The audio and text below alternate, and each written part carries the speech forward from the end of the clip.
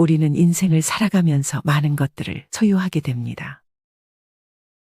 그중 일부는 삶에 없어서는 안 될 꼭 필요한 것들이고 또 일부는 대개 나에게 꼭 필요하지는 않은 어쩌면 나에게 스트레스를 주는 것들도 있습니다. 우리는 간혹 이렇게 나에게 없어도 될 것들에 많은 시간과 에너지를 소비하며 살아가기도 합니다. 여러분 주위는 어떤가요? 내게 필요한 것들과 굳이 필요 없는 것들의 비율이 어느 정도로 나눠지나요? 여기서 말하는 것은 물건이 될 수도 있고 인간관계가 될 수도 있고 긍정적이거나 부정적인 내 마음 혹은 습관과 관련된 것일 수도 있습니다. 물론 이런 거 다 생각하면서 살기를 거부하시는 분들도 계실 것입니다. 그런 분들은 앞서 말한 것 중 물건이면 물건, 습관이면 습관, 이렇게 하나만이라도 생각해보는 시간이 되었으면 좋겠습니다. 이미 몇몇 분들은 미련 없이 버리고 비워가며 홀가분한 마음으로 노후를 즐기고 있습니다. 사실 이렇게 버리는 것은 정말 쉽지 않습니다.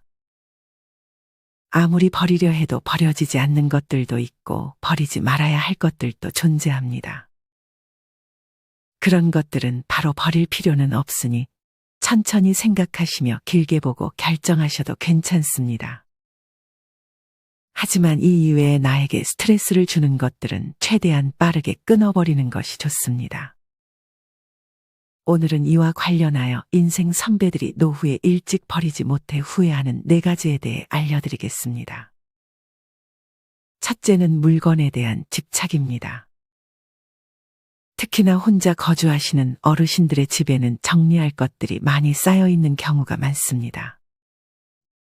수많은 옷, 수많은 그릇, 일회용 수저 젓가락과 양은 냄비 등 요양사분들이 가서 버리라고 말씀드려도 절대 못 버리게 하신다고 합니다. 그중 오래된 이불과 모아오신 옷을 쌓아두고 보관하시는 경우도 많습니다. 대개 자식들과의 추억 있는 물건 등 뭔가 정이 가는 물건들을 버리지 못하는 경우도 많습니다. 그 물건을 볼 때마다 추억이 생각나서 계속 간직하고 있는 것이죠. 자식들이 어렸을 때 입었던 옷들이나 같이 덮었던 이불들은 저 같아도 쉽게 버리지는 못할 것 같습니다. 하지만 이렇게 너무 많이 보관하는 것은 정신적인 측면에서도 건강의 측면에서도 좋지 못할 수 있습니다. 정리 안 된 집을 보면 스트레스로 다가올 확률이 높고 그곳에 세균들이 상당히 많을 것입니다. 추억 때문에 버리지 못하는 경우에는 사진으로만 남겨놓고 처분하는 것도 좋은 방법이 될 수 있습니다.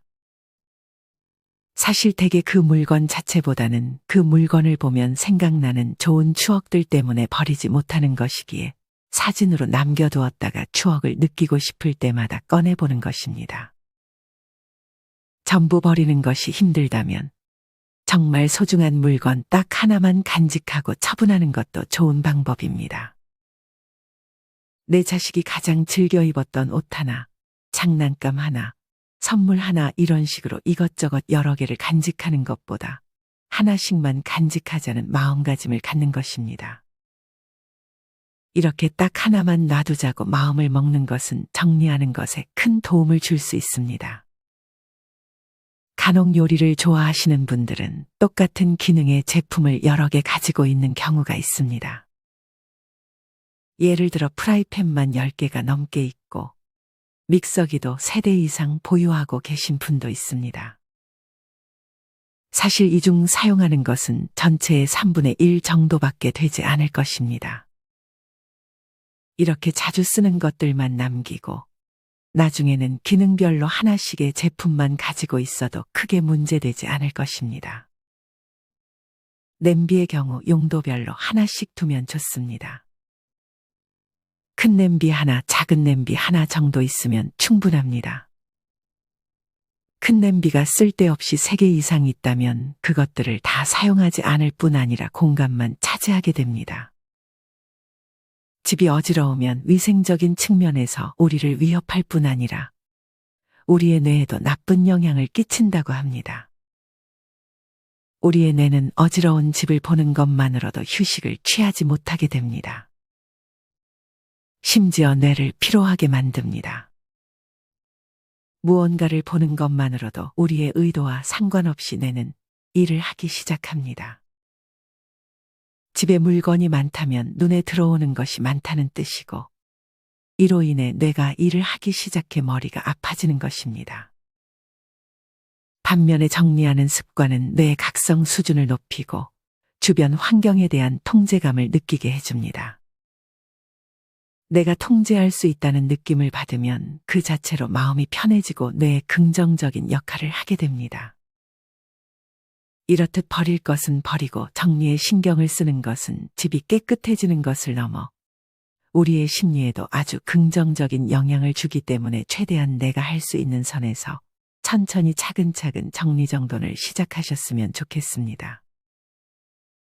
만약 버리는 것이 너무 아깝다는 생각이 든다면 중고로 당근마켓 같은 곳에서 팔아도 되고 주변에 나눠주는 것도 좋습니다.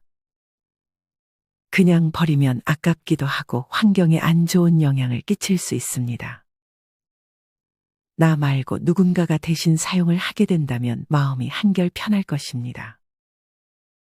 어떤 노인분께서는 1년에 한 번 쓰는 살림들은 모두 나눠주고 했더니 집 공간도 넓어지고 단아한 분위기가 되어서 마음도 깨끗해지고 너무 만족한다는 글을 남겨주시기도 했습니다. 이것을 만약 한 번이라도 경험하게 된다면 정말 행복하다고 하니 여러분들도 딱 한 번만이라도 당근마켓에 안 쓰는 물건을 올려보거나 주변에 이 물건이 필요한 곳을 찾아 나눔을 해보세요. 뭐든 한 번 하는 것이 어렵습니다. 하지만 만약 한 번 해보고 좋은 기분을 느낀 분들이라면 물건을 나눠주는 것이 한 번에서 끝나지 않을 것입니다. 영상을 보고 실천하지 않으면 의미가 없어질 수 있습니다. 이 영상이 끝나면 필요 없는 물건을 하나 찾아 어디 팔거나 나눠줄 곳이 없는지 찾아보세요. 이 영상을 보는 시간이 낮이라면 오늘 밤이 되기 전까지 밤이나 새벽이라면 자고 일어나서 팔거나 나눠줄 물건이 없는지 찾아보시면 좋을 것 같습니다. 너무 닳아버린 물건은 그냥 과감하게 버리는 것도 괜찮습니다. 정리정돈을 잘하게 되면 앞으로 쓸데없는 지출을 막을 수 있습니다. 물건을 너무 쌓아두거나 어지럽히게 되면 내가 이미 그 물건을 가지고 있음에도 없다고 생각해 새롭게 물건을 하나 더 구매하게 되는 경우가 생길 수도 있습니다. 만약 정리를 잘 해놓고 물건들의 위치를 잘 기억해 둔다면 앞서 말한 실수는 하지 않을 것입니다. 그리고 많은 것을 한 번에 보관하게 되면 특히나 성 같은 것들은 쉽게 고장날 수 있고 뭐가 뭔지 파악하는 것이 힘들어집니다. 저 또한 이렇게 선을 한 곳에 모아두었다가 예전에 제품을 충전하는 선을 찾지 못해 포기했던 적이 많았습니다. 이러면 또 지출을 불러오게 되는 것입니다.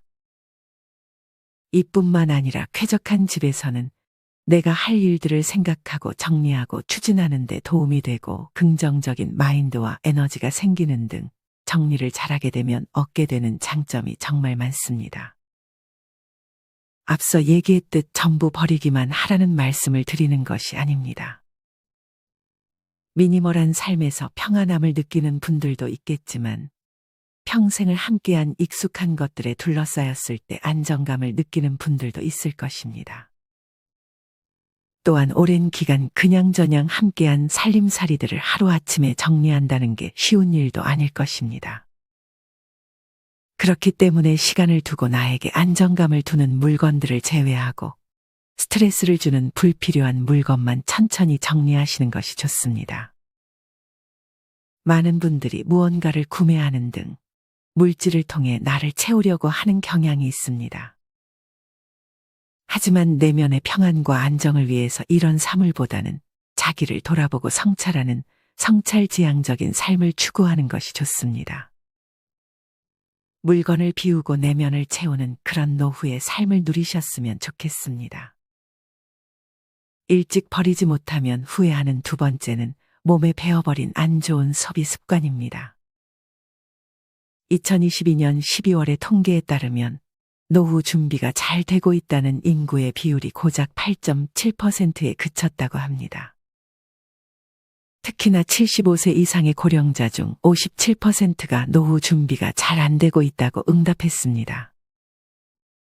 절반 이상이 노후의 경제적인 준비가 잘 안 되고 있는 것으로 해석할 수 있습니다.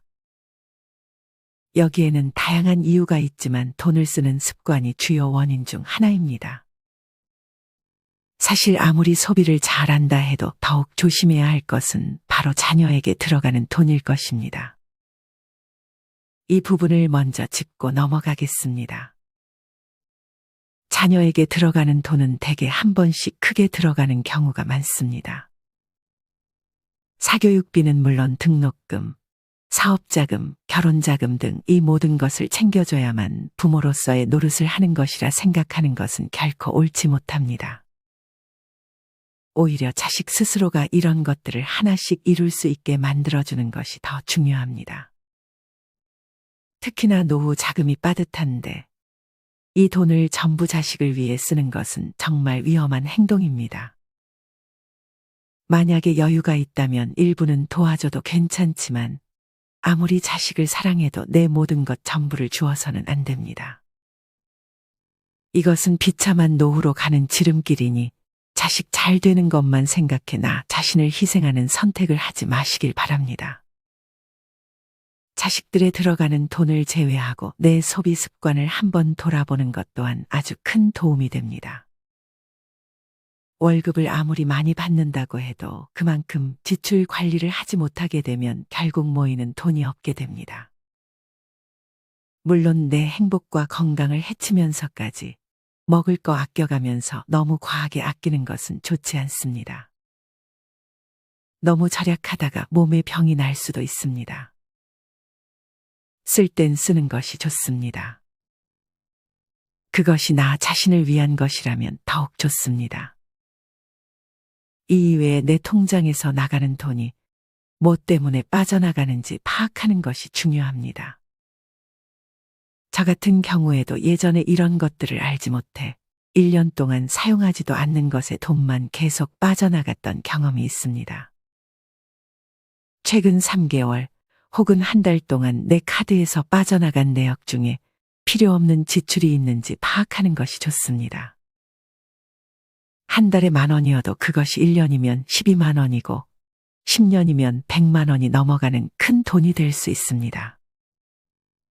이렇게 특히나 정기적으로 나가는 지출에 대해서 확실히 파악을 하고 내가 줄일 수 있는 지출이 있다면 줄여보는 것이 좋습니다. 우리가 경계해야 할 것이 하나 더 있습니다. 그것은 바로 과시욕입니다. 사람이라면 누구나 남에게 과시하고 싶은 욕망이 있습니다. 이것은 당연한 감정입니다. 하지만 이 과시욕만을 위해 내 수입에서 무리한 수준으로 자동차를 구입하거나 명품을 구입한다면 이것이 몇 년에 한 번이면 괜찮지만 몇 달 혹은 단기간에 계속 소비를 하는 것은 정말 좋지 않은 습관이 될 수 있습니다.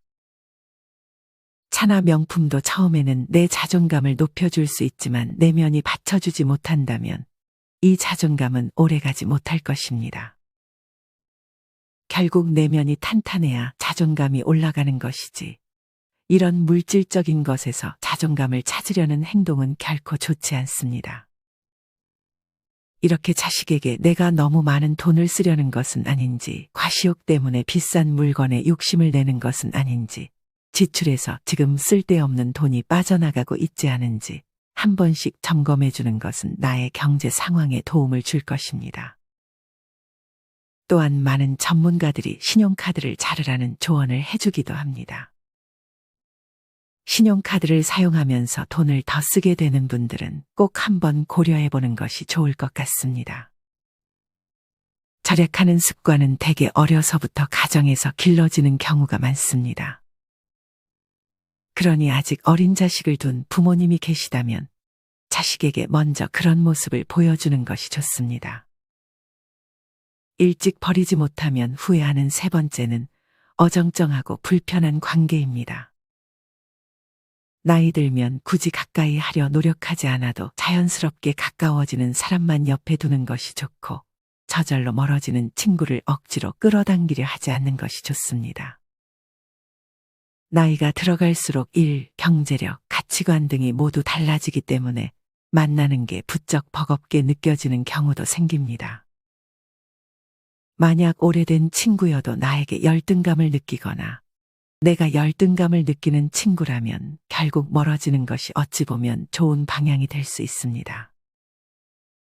또한 내가 먼저 안부 물어봐주고 생일 챙겨주고 해도 정작 내 생일 때 연락 한 번 없는 지인들에게 섭섭함을 느끼는 분들도 많을 것입니다.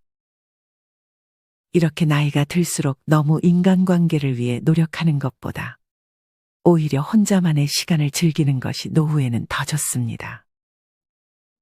물론 내가 좋아하는 사람들과는 굳이 거리를 두지 않아도 됩니다. 모든 인간관계를 정리하라는 말씀을 드리는 것이 아닙니다.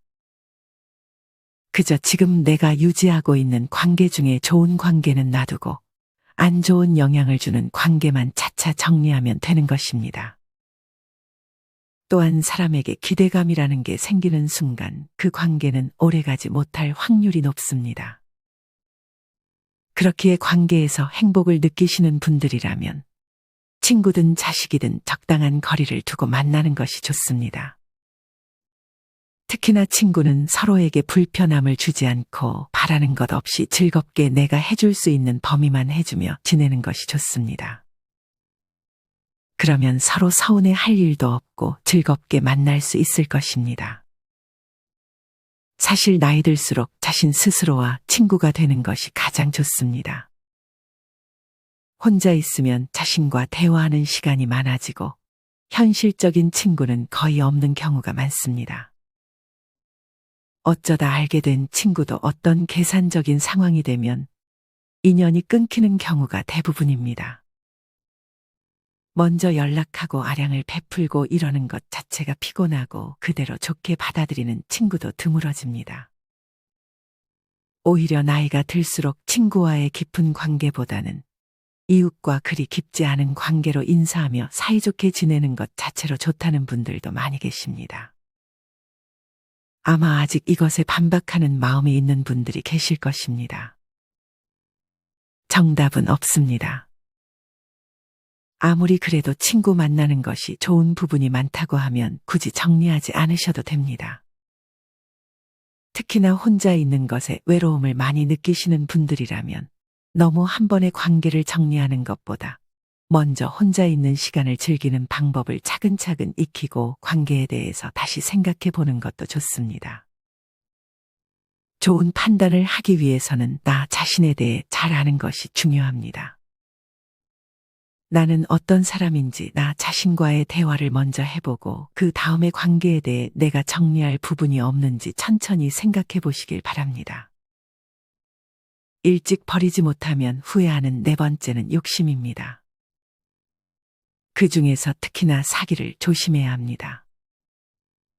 노후에 사기를 당하게 되면 타격이 너무 큽니다. 젊었을 때도 물론 사기를 당하면 타격이 크지만 그래도 만회할 시간이 남아 있습니다. 하지만 노후에는 수입도 많지 않을 것이고 체력도 예전 같지 않을 것이기 때문에 특히나 사기에 조심해야 합니다.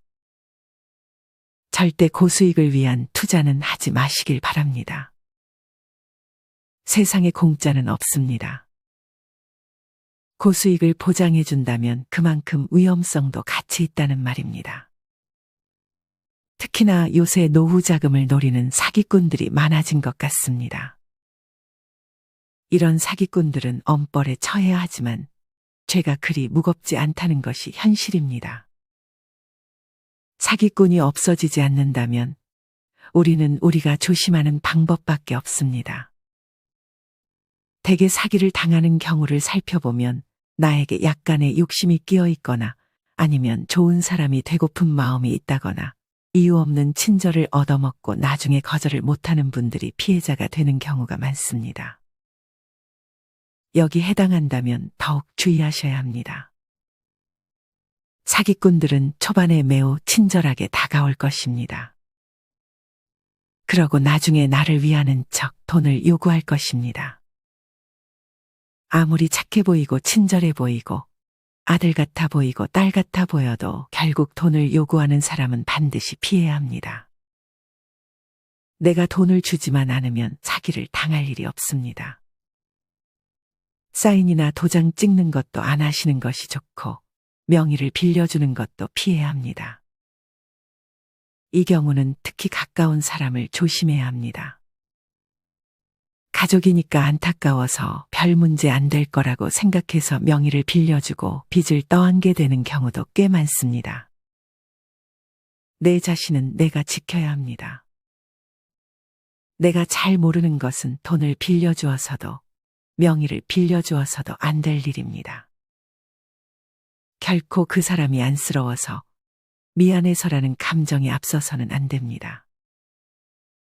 어떤 현명한 분은 통장 색깔 보여주라고 해도 안 보여주고 얼마 있는지도 절대 말 안 한다고 합니다. 또한 돈거래는 은행하고만 하라고 조언합니다. 이렇듯 돈에 있어서는 냉정함을 잃지 말아야 합니다. 내 돈을 지키는 것이 곧 내 자신을 지키는 것과 마찬가지라는 사실을 잊지 마시길 바랍니다. 오늘은 일찍 버리지 못하면 후회하는 4가지에 대해 알려드렸습니다. 첫째는 물건에 대한 집착을 버리는 것. 둘째는 안 좋은 소비 습관을 고치는 것. 셋째는 어정쩡하고 불편한 관계를 끊는 것. 마지막 넷째는 욕심을 버리고 돈에 대해서만큼은 냉정함을 잃지 않는 것입니다. 아마 이 영상을 보는 분들 중 95%는 영상을 보는 중에만 내용에 동의하고 끝나면 아무 생각이 없어지실 것입니다.